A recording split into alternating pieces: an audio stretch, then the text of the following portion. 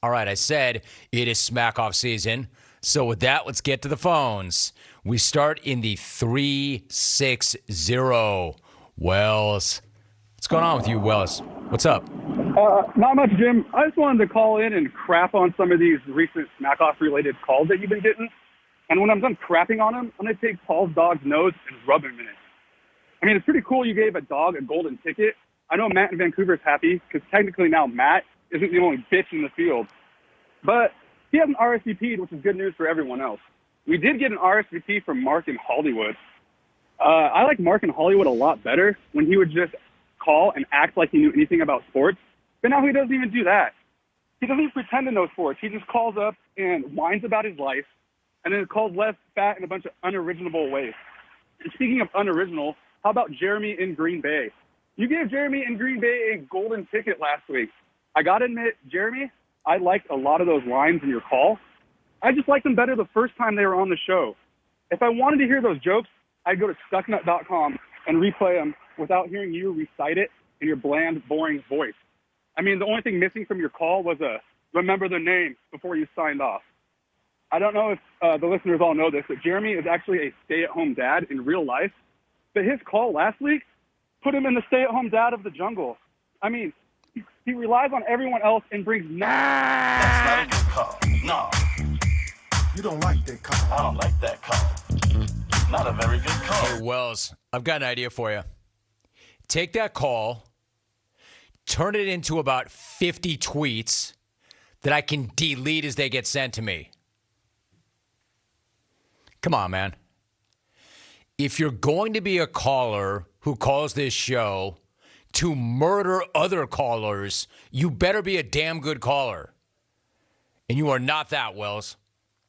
I mean, yeah, but not as good as you think you are. So stick to doing what you do better. Not stick to doing what you do great. That would be eating. Just kidding, bro. Stick to doing what you do better. Tweeting.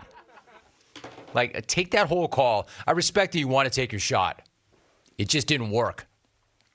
Chop that thing up into about 50 average to below average tweets. Send them to me. At me with them so I can ignore them. And then it doesn't get on the air. Yeah, I know. But it is smack off season. It is for the best of the best. So if you're going to call and criticize me for giving somebody a golden ticket, you better be at least as good as the recipient of that golden ticket. But you weren't. As far as Mark in Hollywood goes, essentially he can effectively do whatever the hell he wants because he's won. And one last one. This goes back to Wells and the phone call he made. Dear Beef Welsington. That call was comedy gold. Regards, stand-up comedian Corey in Buffalo. First take is about the 34 bowl games. Do we need 34 bowl games? I mean, that's kind of ridiculous, don't you think? It's gotten to the point where why not just make a toilet bowl? It wouldn't be much more ridiculous. I mean, that's my idea for a bowl game. Toilet bowl. Take the worst team in the MAC versus the worst team in the SEC, play on some crappy field. I was thinking where the Boise State Broncos play their home games because that field is awful, and play for the toilet bowl. I mean, and you have the trophy in the shape of a toilet. And my second take is on Brad in Detroit and his stupid, idiotic take. You're cruising, Corey. Keep going, man. Stay strong. Okay, I will. I would rewind a few years in my life just to hear that clown get run. I mean, that take sucks. It's overrated. It's overplayed. It's not that good. It's an average take at best. Geoff and Lincoln with the deep, deep pull. Quote, stand-up comedian Corey in Buffalo. That goes back to the year 2008.